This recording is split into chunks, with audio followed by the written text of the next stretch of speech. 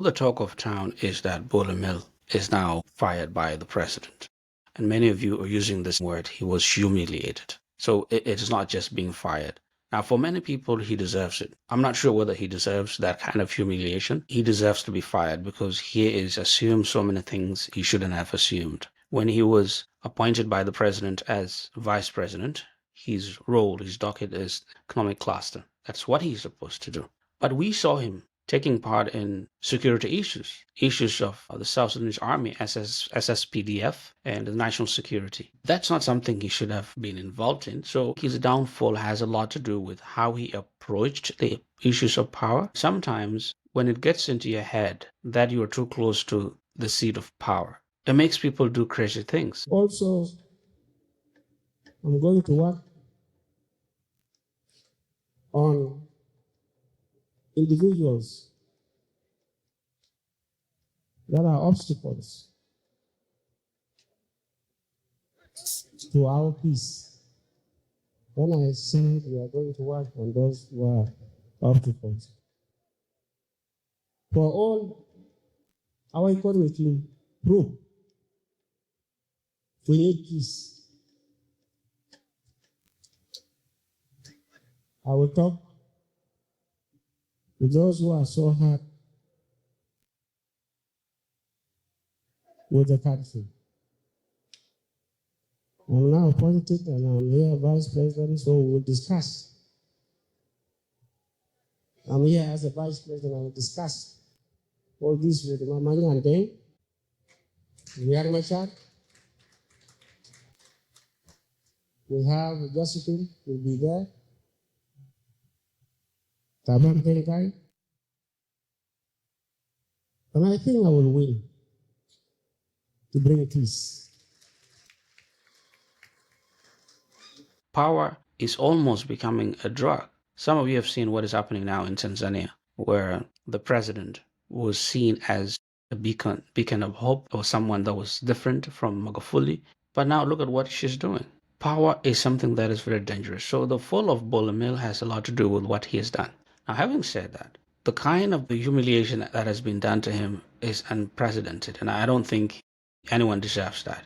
Being stripped from general to private, being removed as vice president, being removed from the party leadership. So that is something that is very strange. And if people are not careful, these are the kinds of things that make people kill themselves, because what else is he left with? Businesses, and we all know the businesses depend on connections. These are not businesses that thrive because they are, traditional businesses. They thrive because of connections, of contracts, and because of his humiliation, because of the way many people have been disenchanted with him. He's not going to win any contracts. So he's basically destroyed. So many people are telling me they don't have any sympathy for the man. But at the end of the day, we are human beings, make mistakes. But the destruction that has been done to him, I don't think anyone deserves that. Yeah, he deserves to be fired. He deserves to be fired from many places, but I don't think he deserves the way it has been done. The question we ask ourselves, how did he come to this point? Some people would say, oh, he bribed his way to the top. If he bribed his way, who did he bribe? And did the people he bribed know? Did the president know he was bribing his way? So there's a lot to be answered. There are many questions. If he bought his way to the top, then there are people who benefited. Now, where are these people? They should also go. If the president knew that this man was bribing his way to the top, then the president was also part of the problem. So many people celebrate this, but are we celebrating this as a solution, or are we just celebrating because we are tired? I would understand. We think that what happened in Nasser has a lot to do with what Benjamin Bolomil did. Then yes, the people in Nasser have a cause to celebrate. If the people in turn believe that the destruction, the intimidation of the youth and the people, the bombing, have a lot to do with Bolomil, then yes, they should celebrate. But in terms of changing the power structure in Juba, in terms of changing what is happening, salaries being paid on time, elections happening, people being hired because of merit, not because of the connections with the president, roads being built, hospitals being built, I don't think that's going to change, because these things existed before Bolomil came into the scene. Bolomil was appointed recently. So I don't think we can blame everything on him, but I think we are justified on hating the man because he's done too many terrible things in a short time.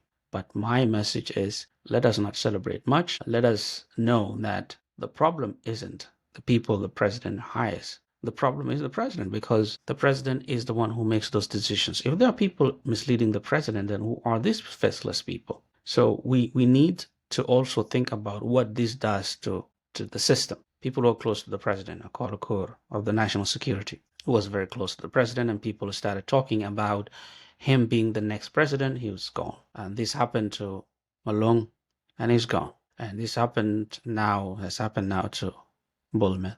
And we also know it also happened to Majak Agot. From 2008 to 2013, there was always that rumor that Majak is about to stage a coup against the president. And we know Majak was very close to the president.